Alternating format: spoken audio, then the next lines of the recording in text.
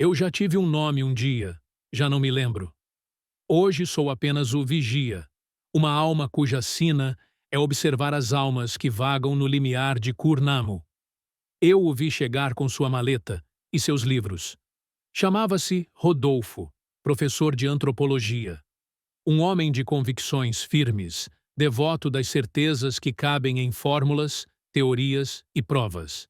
Para ele, nada existia além daquilo que podia ser medido e repetido em laboratório. Ele não sabia, mas a casa já o observava antes mesmo que cruzasse a rua. O quarto que alugou havia sido da mãe falecida das gêmeas. As paredes guardavam o perfume ressecado dos dias antigos, e a madeira rangia como se lamentasse o peso de novos passos. Ainda assim, era prático, próximo à universidade onde lecionava e barato o bastante para suas necessidades. Chegando naquela casa, ele foi muito bem recebido. Uma das irmãs lhe havia preparado um café da manhã farto. A mesa repleta de pães, frutas, geleias e leite fresco lhe pareceu um gesto de rara gentileza.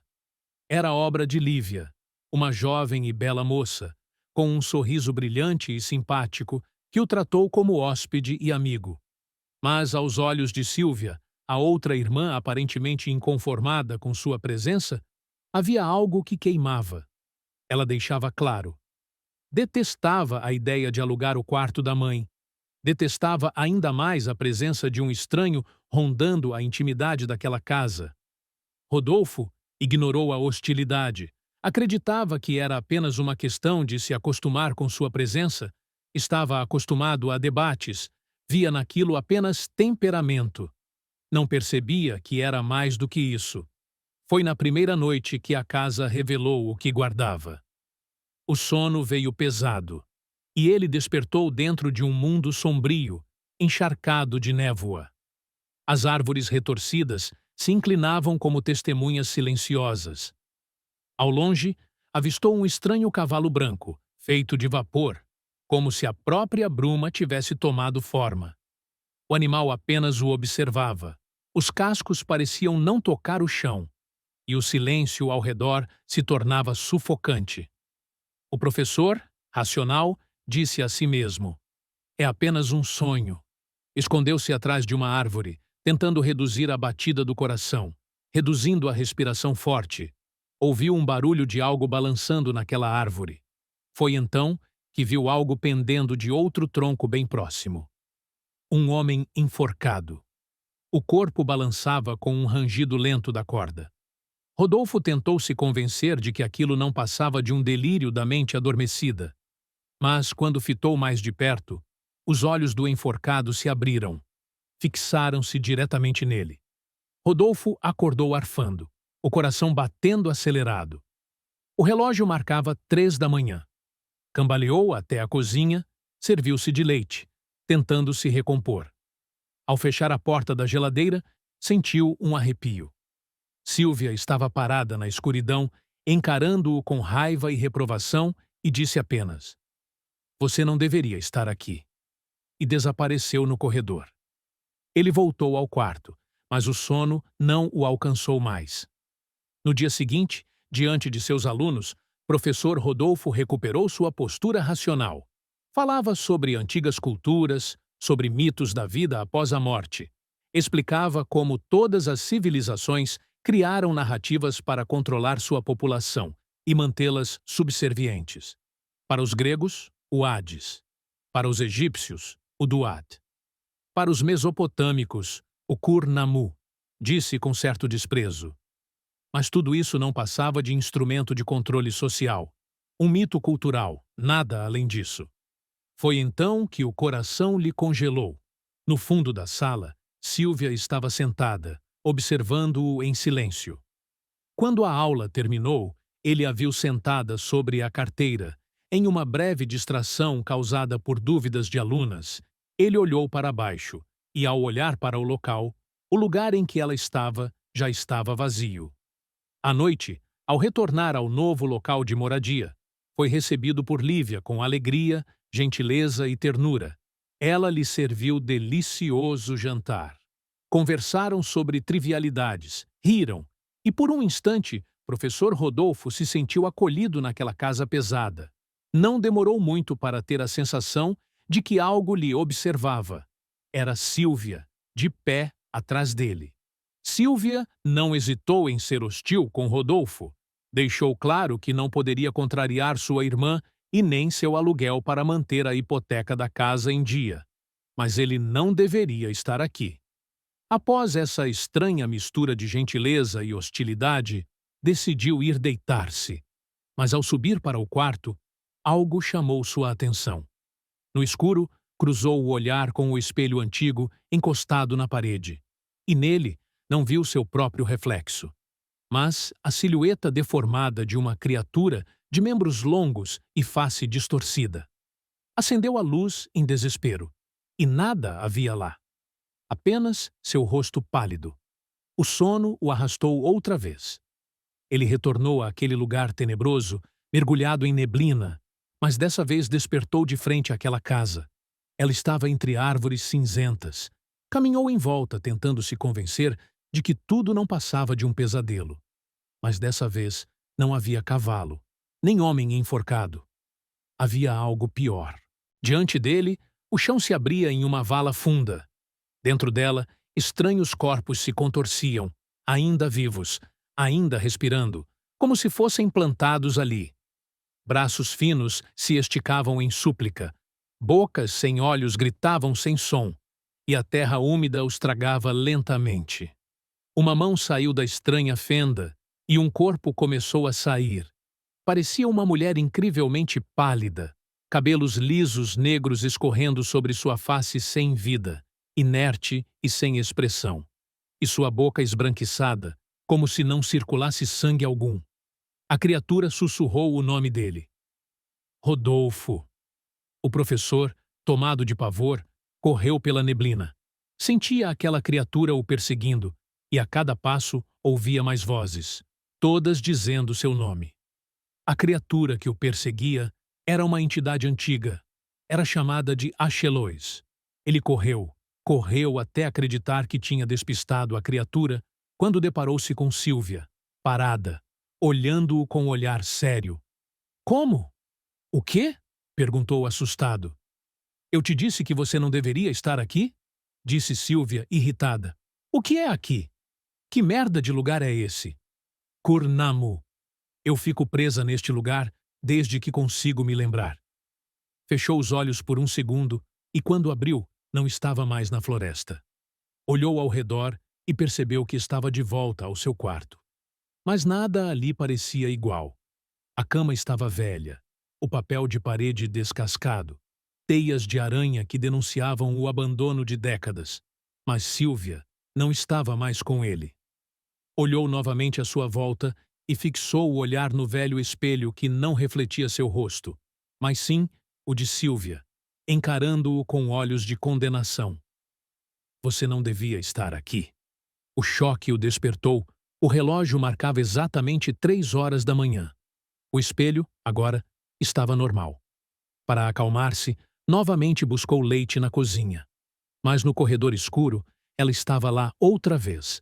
A Sílvia, imóvel, observando-o em silêncio.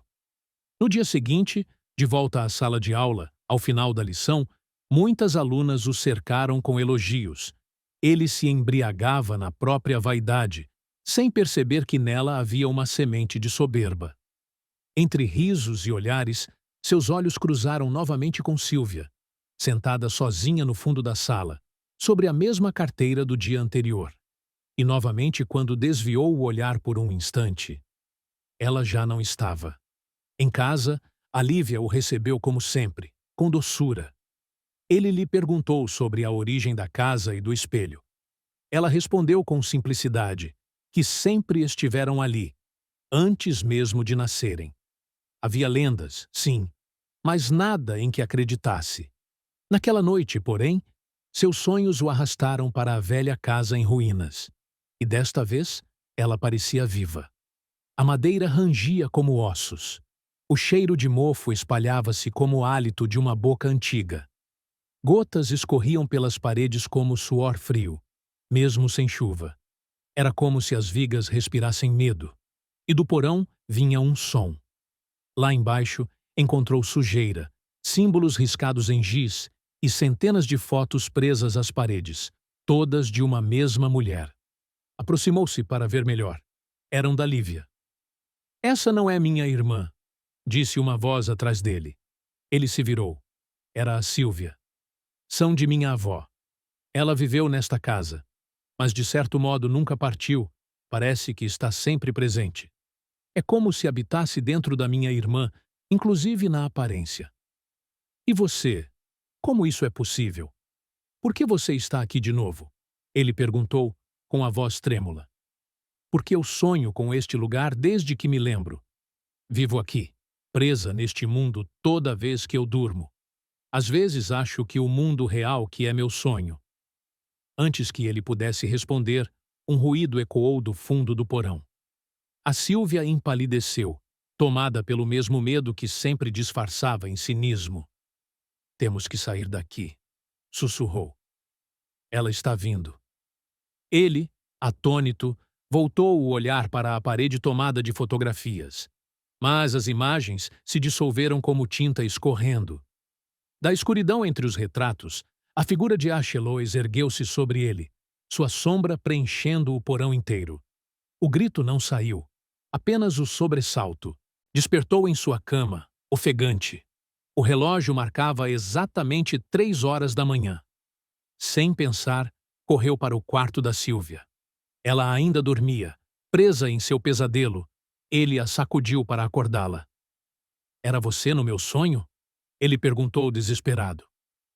"Sim", respondeu ela quase sem voz. "Eu estou sempre lá." "E sua irmã?" perguntou. "Às vezes sinto que ela está me observando no sonho.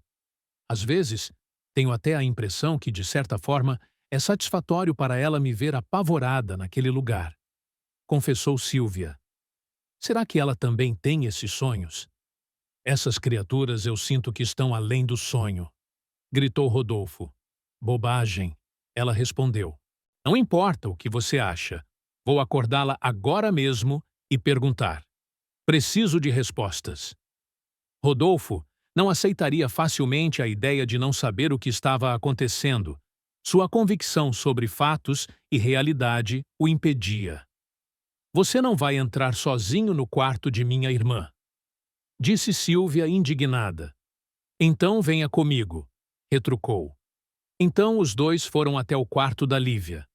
Ela estava diante do espelho, com as mãos erguidas, murmurando palavras antigas. O vidro do espelho tremulava como água negra. E então compreenderam. Sua gentileza era apenas uma máscara. Como antes dela, sua avó também fora serva de Achelois. O sangue da casa corria pela mesma herança. Lívia olhou para os dois. Já não parecia mais com aquela mulher doce e gentil que ele conheceu quando começou a morar ali. O rosto dela estava misturando-se com o rosto de Achelois. Seus olhos estavam vermelhos. De repente, uma risada assustadora saiu da boca de Lívia. "A beleza não é eterna, Sílvia", disse Lívia com um sorriso sádico.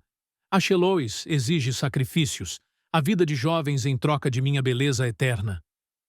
"Mas, irmã", disse Sílvia em desespero. "Eu não sou sua irmã, sua idiota. Sua irmã morreu há anos.